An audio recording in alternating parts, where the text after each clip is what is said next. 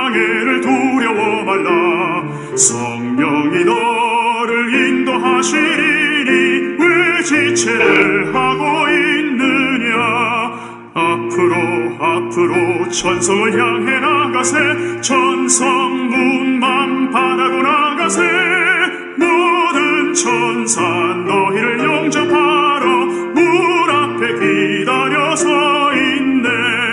너 가는 길을 누가 비웃거든 확실한 증거를 보여주어라. 성령이 친히 감화하여 주사 그들도 참 길을 찾으리.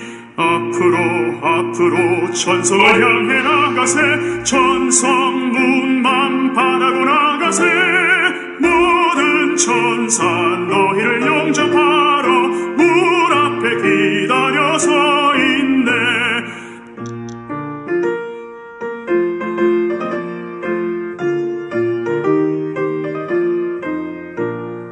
너 가는 길을 모두 가기 전에 내 손에 든 검을 꽂지 말아라. 저마귀 흉계 모두 깨뜨리고 끝까지 잘 싸워 이겨라.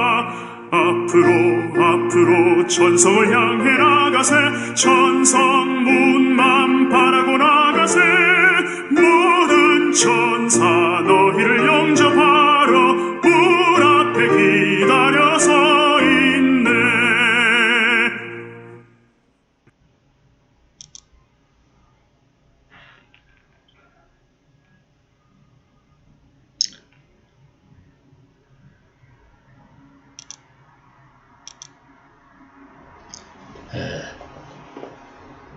세 번째 시간을 시작하려고 합니다.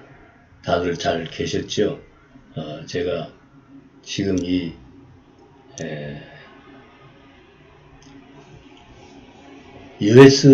USB처럼 생긴 캠링크라고 하는 걸 꽂아가지고 캠코더로 지금 녹화를 하는 중이거든요. 그래서 모든 게 아직도 저도 마음에 안 들고 시원찮아요. 잘들 계셨죠? 오늘은 이제 그야말로 제 얘기 세 번째, 하나님의 나라, 천국, 이것을 이제 시작하려고 합니다. 세 번째 이야기 하나씩 풀어가 보겠습니다.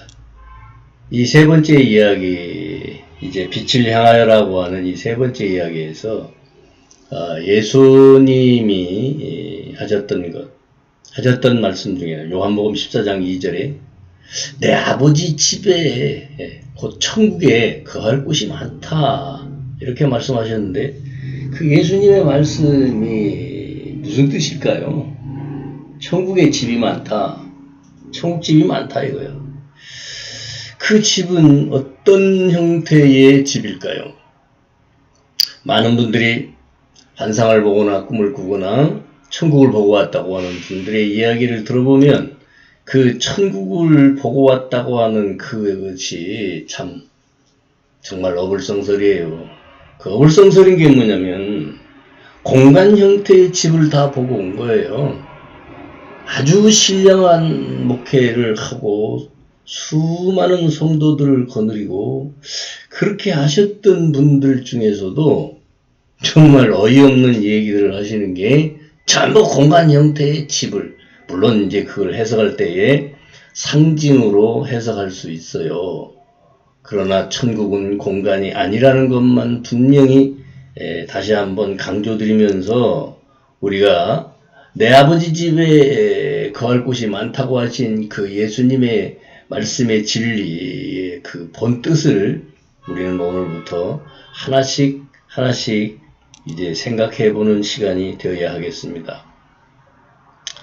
그래서 2000년 전에 우리 인간의 그 인식체계와 현대인의 인식체계는 완전히 그 패러다임을 전환을 해서 생각해 봐야 돼. 바꿔야 돼요.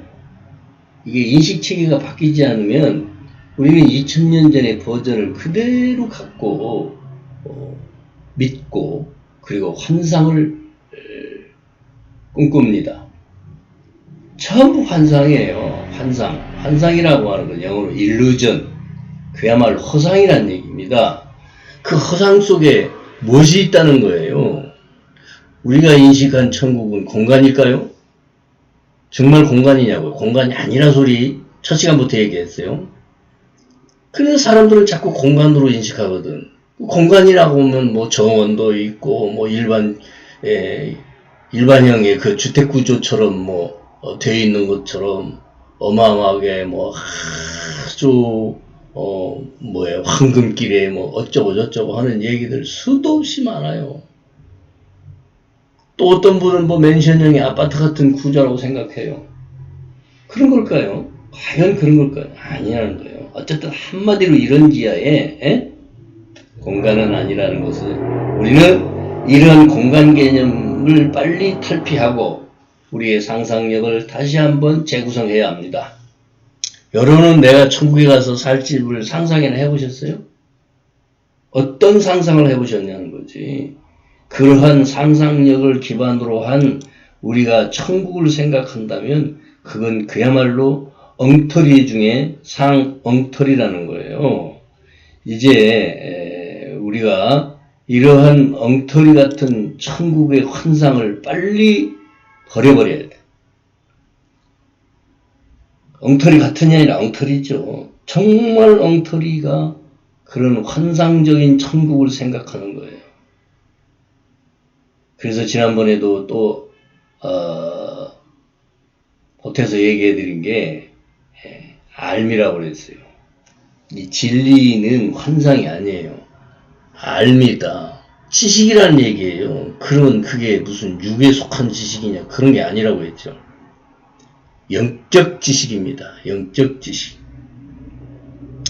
자, 다시 한번 이제 우리는 이 공간 개념이 아니라고 하는 이제 이 지식부터 새롭게 우리가 받아들이고, 첫 시간부터 제가 말씀드린 하나님의 나라는 공간이 아닌 차원 이해부터 하고, 그 차원이라는 것은 어떤 건지, 어떠한 차원인지, 차원이라는 이름도 사실은 명칭도 그게 수학적 용어라고까지 말씀을 드렸었어요.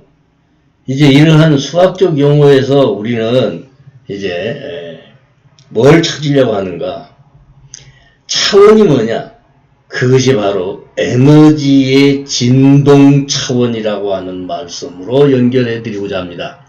에너지의 진동 차원이다. 다시요.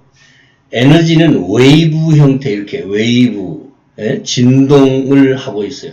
모든 에너지는 진동하는 파동을 갖고 있어요. 그 웨이브가 파동이죠. 자, 그 웨이브 파동에 대해서 설명을 드릴게요. 그 웨이브 파동, 자, 차원에 대해서 이해를 하고 넘어가려면 에너지에 대해서 조금 생각을 해야 돼요. 에너지는 지금 환하게 제가 조명을 켜놓고 불을 켜놓고 대낮인데도 불을 켜놓고 이렇게 영상을 촬영하고 있어요.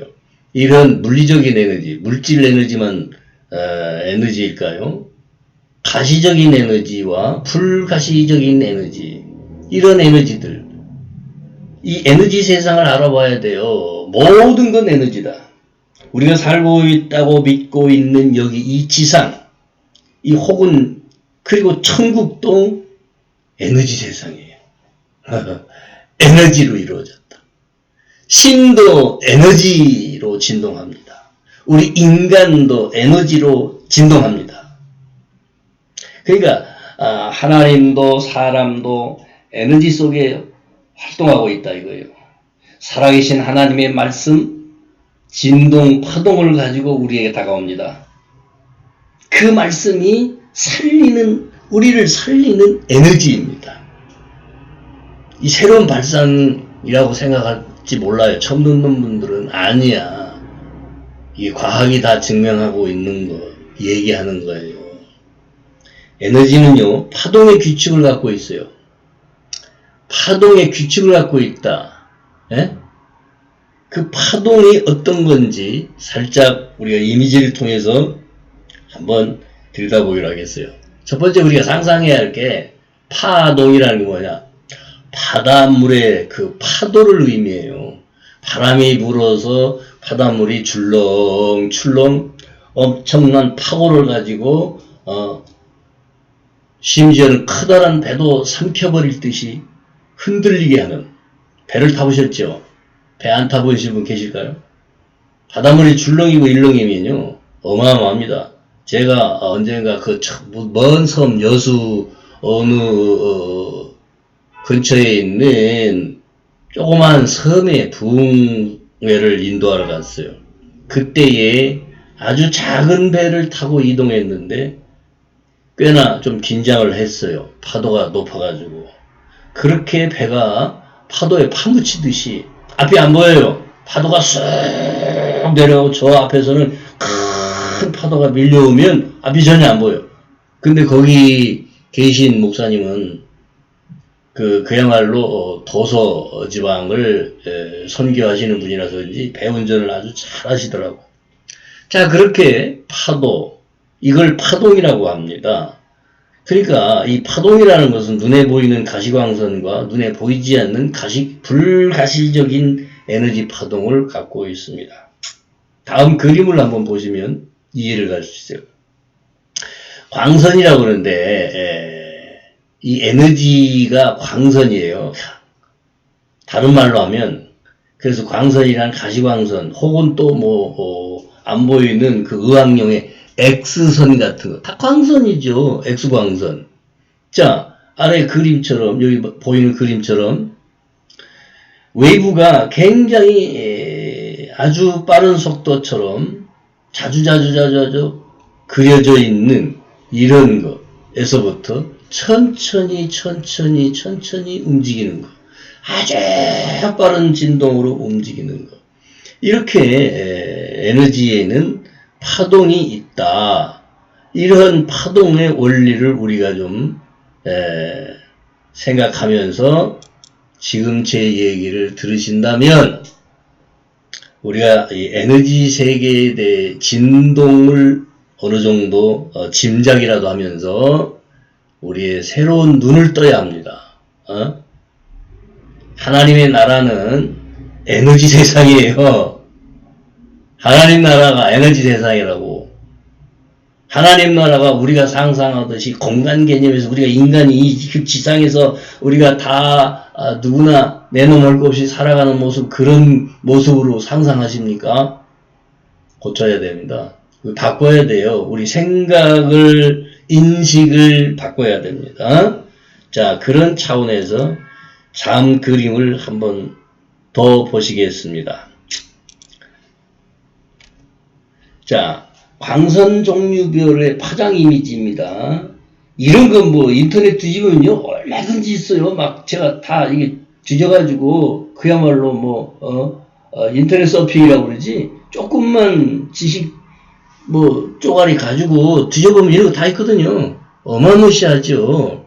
이것도 가지고 왔어요. 여기 보면 자외선, 가시광선, 적외선, 빨주노포, 파남보, 이거 가시광선이라고 그래. 이런 건 눈으로 볼 수 있는 거, 무지개 색깔 말입니다. 감마선, X선, 적외선, 마이크로파, 레이더파, 수도 없네. 이게 다 숫자별로 막 이렇게 표시되고 있잖아요. 이렇게 에너지의 세계는 파동의 법칙을 가지고 광선별로 우리가 실생활에 의학으로 혹은 여러 가지 통신 주파수로 막 다 그냥 활용하고 있는 거예요. 이런 에너지 파동을 우리가 이해를 하면서, 간단해요. 어렵게 생각할 거 없어요. 그 하나님 나라하고 어떻게 이것이 무슨 다를 수 있느냐? 하나님 나라와 이것이 뭔 상관이 있느냐? 자, 상관이 있는 정도가 아니라 우리가 이해의 폭을 넓혀야 합니다.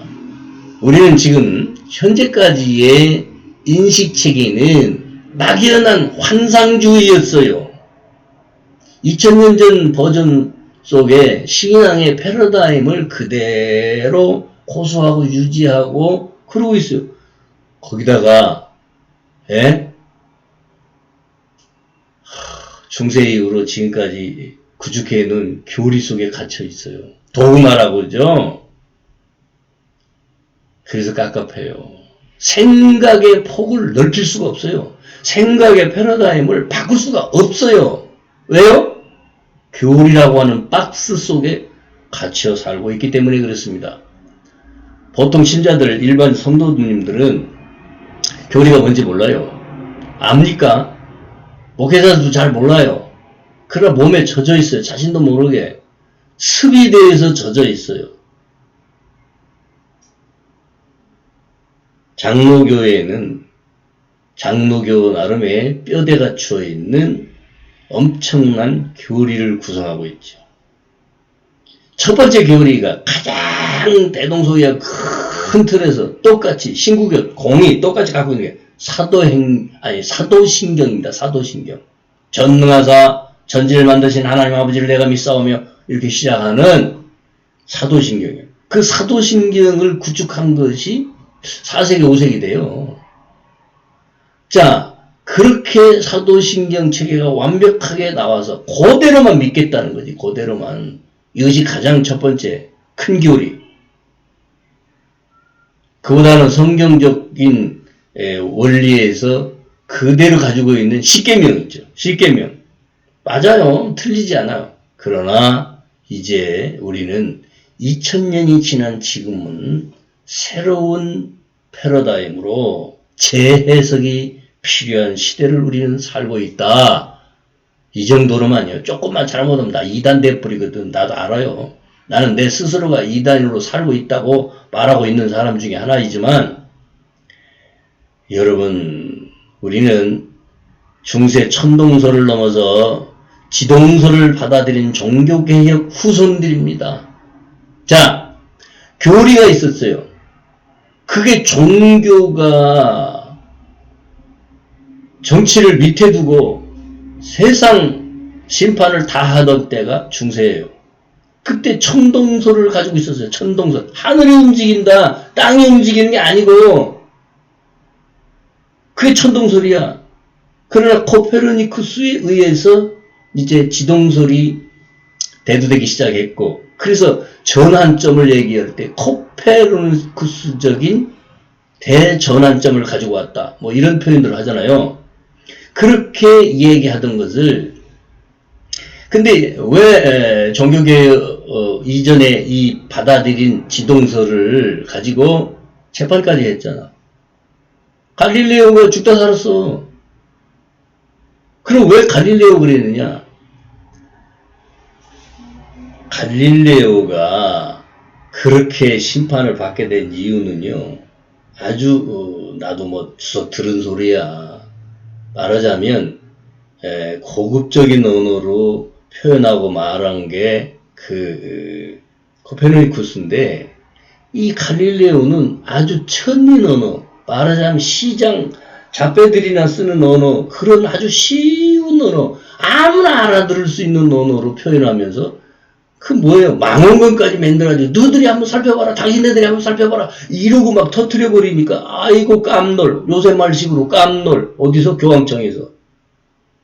그래가지고 잡아다가 죽이려고 하니까, 그래 죽기는 싫으니까 교회 말 듣고 그래 맞아요, 당신네들 말이 맞아, 천동설입니다 이런 식으로 그냥 말하고 그 재판장에서 겨우 목숨 건지고 나오면서 그래 뭐하라 헛말이? 여러분 다 아는 소리야. 그래도 지구는 돈다 그랬다잖아요.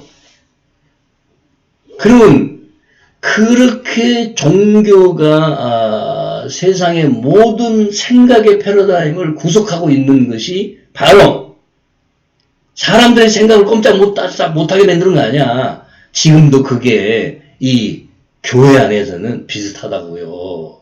생각을 못해. 다른 생각을 못해. 조금만 다른 생각하면 그냥 이단위로 찍어버리고 그 다음에 심판해버려요. 그게 명문화된 건 아니지만 그냥 괜히 스님들이나 불교 믿는 사람들을 보고 마귀 사탄이라고 그러잖아. 제발 그런 말도 해서는 안 돼요. 당신들이 하나님이야. 예수님도 그런 심판하지 않는다고 그랬어요. 그런 율법주의적인 그런 신앙을 우리는 빨리 내려놔야 돼요. 제발 그래서 머릿속에서부터 불교인들 만나면 내가 뭐 불교인들 그 사람들 뭐 옹호하고자 해서가 아니라 우리 생각을 바꾸자. 그분들 보고 마귀사탄이란 말 걷어들이세요. 그야말로 회개하셔야 돼. 그렇게 표현하고 욕하는 거. 자, 그쪽으로 가자는 게 아니고요. 그 종교개혁 이후 지난 500년간 어떤 변화의 흐름이 있었는가예요. 종교개혁 그 어떤 흐름이 있었느냐. 그걸 우리는 쭉 역사를 통해서 읽어볼 줄 알아야 돼요. 지금 500년이 흘렀어. 1517년도에 종교개혁이 시작된 거 아니에요? 그러니까 지금 정확히 500년이 넘었단 말이지. 자, 이제 막연히 믿습니다. 안 믿어지니까 이렇게 해요. 마지막을 아주 악센트를 주면서 믿습니다. 아이고, 얼마나 안 믿어지면 그러냐고. 근데 이제 이게 있어요. 그 믿습니다를 그렇게 외치는 그게 이제 왜 그러느냐.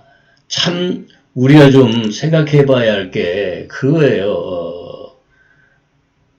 뭔가 지식이 없어. 믿음은요, 믿는 것과 아는 것이 동일해야 돼요. 사도 바울이 뭐라고 하냐. 믿는 것과 아는 것이 동일해야 된다. 그래야 장성한 분량이 이르는 그리스도 의식을 갖추게 된다. 그랬어요. 그럼 믿는 것과 아는 것이 비례해서 동일해야 되는데 그냥 아무 지식도 없이 아는 것도 없이 믿습니다만 강조시키고 무대법이다. 그게 무식한 신앙이 돼버리는 거예요. 그런 무식한 신앙이 아닌 이제 진정한 우리의 믿음 이제 가지고 살아가야 돼요. 오직 믿음으로 말미암아 살리라 함과 같다 하는 말 하박국에서부터 시작했는데 구약성경. 근데 그걸 교리적으로 이제 그야말로 선언하고 종교개혁을 시작한 바탕이 됐지. 오직 믿음으로 말미암아 살리라. 솔라 피데 오직 믿음. 예? 솔라 그라티아 오직 은혜. 솔라 스크립추라 뭐 하여튼 발음도 잘 못하겠어요. 오직 말씀. 이게 다 신학적 용어가 돼 있죠. 이게 이제 종교개혁의 모토예요. 이런 걸 모르고 짓거리는 제가 아니거든요. 아무리 무식한 목사라도 이런 것쯤은 알고 이제 말을 한다는 식으로 제가 이렇게 써놓고 하는 거예요. 우리는 이렇게 지금 가요. 하지만 이제 가장 큰 문제가 있어요. 현대교회에 와가지고 내가 써놓지는 않았는데요. 현대교회에 와가지고 큰 문제가 뭐냐면 이런 신앙을 바탕으로 우리가 살아가고 있지만 문제가 그 19세기 미국에 가서 신학 공부를 하고 온 분들 중에서 이 분기점이 있어요. 갈라지는 분기점.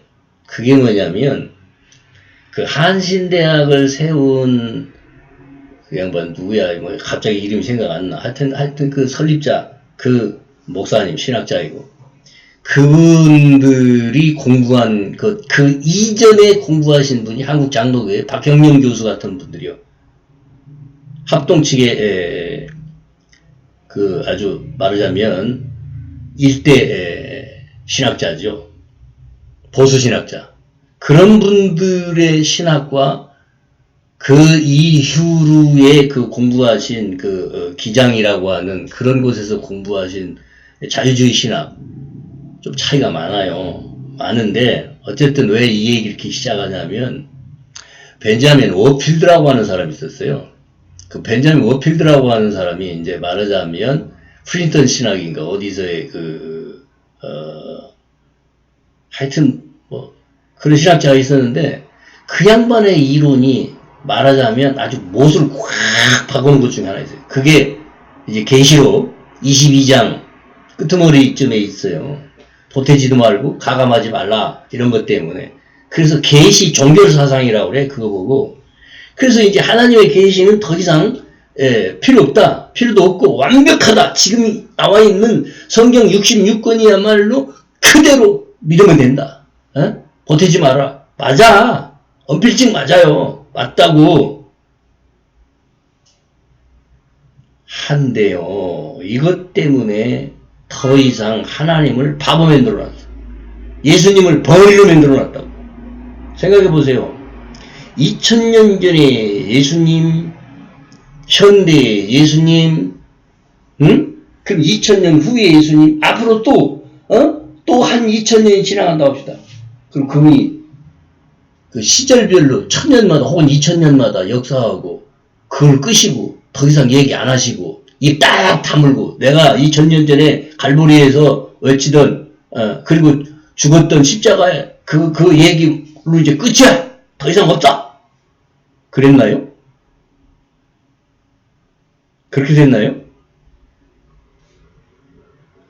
그 예수님을 완전히 벙어리 만들어놨어요. 그 무슨 뜻이냐면요. 생각해보세요. 성경이 완벽하게 현재의 성경 버전으로 완성된 게 언제인 줄 아세요? 예? 참 이런 얘기하면 답답해요. 그래서 지금 현재의 성경은 사본만 존재하지 아마 그 구교인 카톨릭에서 다 태워버렸는지 몰래 감춰놓고 안 내놓는지 모르지만 그 사람들이 먼저 했으니까 어쨌든 지금 현재 신구교가 다 공동번역서라고 하는 걸 뭐 잠깐 만들어내기는 했지만 성경 버전이 수도 없이 많은데 성경은 사본밖에 없다. 원본이 없다. 이 얘기를 이제 심각하게 들으셔야 돼. 그러면 사본에서 사본으로 구텐베르크에 의해서 성경이 완벽하게 인쇄본으로 콱 찍어서 팡팡팡팡 찍어서 내기 이전에는 어떻게 했냐? 손으로 썼어요. 우리가 신학교 다니면서 공부한 얘기는 뭐냐면 바늘을 막 찔러가면서 사본을 뺏긴다고 하더라고. 그렇게 얘기했어요. 졸리니까.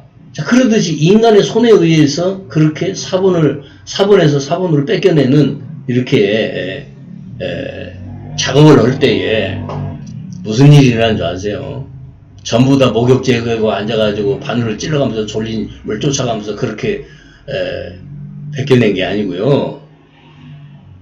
멋대로 했어요. 멋대로. 사본의 숫자가 5,700까지나 됩니다. 지구상에 나와있는 사본의 숫자가 5,700까지. 그 5,700가지 중에 17세기에 영국의 옥스퍼드 교수 하나가 100가지 그리스 사본만 갖다 놓고 연구를 했어요. 30년간. 그랬더니 거기서 이문, 서로 다른 문구가 몇 가지 나오냐? 3만 가지가 나왔대. 3만 가지.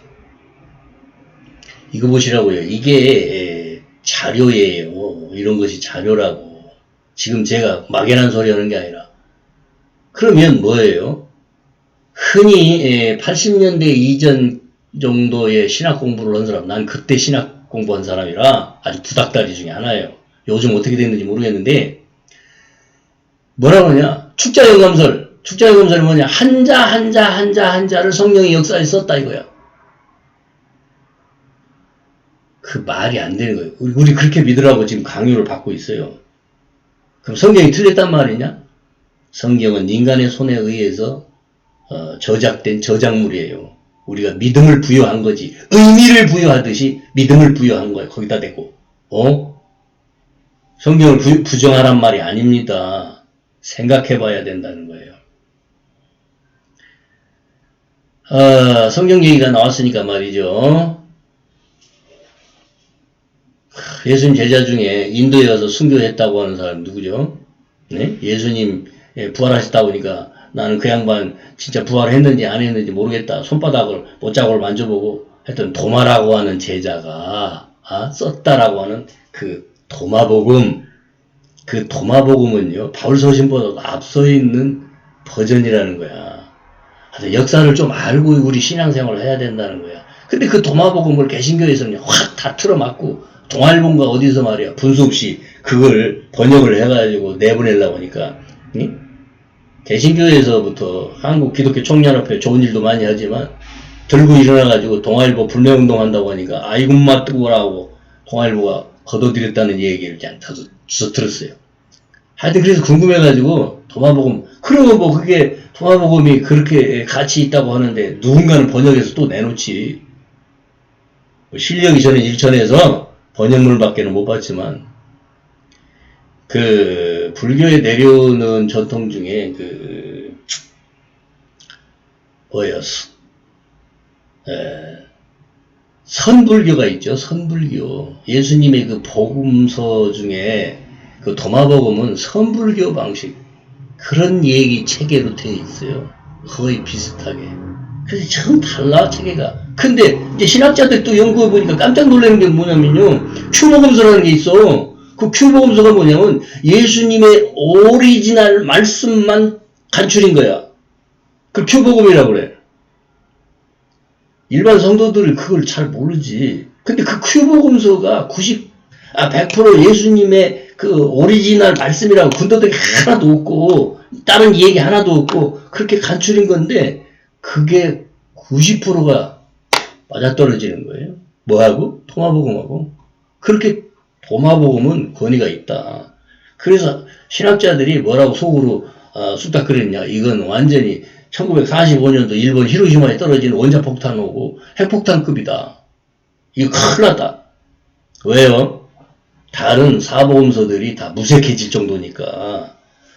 그렇게 지금 우리는 무식한 자료를 가지고 신앙생활을 하고 있어요. 그래서 여기 솔라피데 오직 믿음, 솔라그라티아 오직 은혜 좋아요. 그러니까 오직 말씀이든 오직 은혜든 오직 믿음이든 다 좋은데 정말 문제는 더 이상 예수님이 벙어리가 됐다는 거지. 예수님 스스로가 벙어리를 자초했나요? 아니야. 교회에서 신학자들이 기독교에서 예수님의 입을 틀어막은 것처럼 만들어놨어요. 더 이상 말씀 안 한다. 그게 뭐예요? 계시 종결론. 더 이상 계시 없다. 그래서 딴 얘기 했다는 완전 이단이야. 근데 저는 지금 딴소리 하고 있는 거예요. 그 딴소리가 뭐예요? 도마복음을 권위를 두고 얘기를 하고 있기 때문에 그렇습니다. 그러니까 우리는 지금 정말 잘 믿는다라고 하는 게 뭐냐? 교리신앙이에요. 잘 믿는다고 하면 그게 교리신앙이야. 자, 어제도 제가 유튜브를 많이 보면서 지금 현재에도 청와대 입구 그 골목에서 밤잠을 자지 않고 집회하는 분들 계셔요. 자, 이유이 어찌됐든 원인이 어찌됐든 그분들의 그런 노고가 헛되지 않기를 난 바라는 사람일 뿐이고, 그런데 거기서 제가 목격한 게 뭐냐? 부흥회를 하더라고. 내가 옛날 부흥사 훈련원도 공부하고 나도 그야 이름 없는 작은 부흥사로 잠깐 몇 년 동안 돌아다녀 보기도 했는데 완전히 정치 집회가 아니라 그냥 종교 부흥 집회였어요. 근데 그 모습을 보면서 딱 단적으로 하나 뭐냐, 종교 부흥 집회처럼 사람들을 흥분시키더라 이거지. 물론 좋아요. 왜? 잠 깨우고 밤을 새우기 위해서는 그렇게 할 수밖에 없어. 방법은 그거야. 미친놈 난동 부리듯 할 수는 없잖아.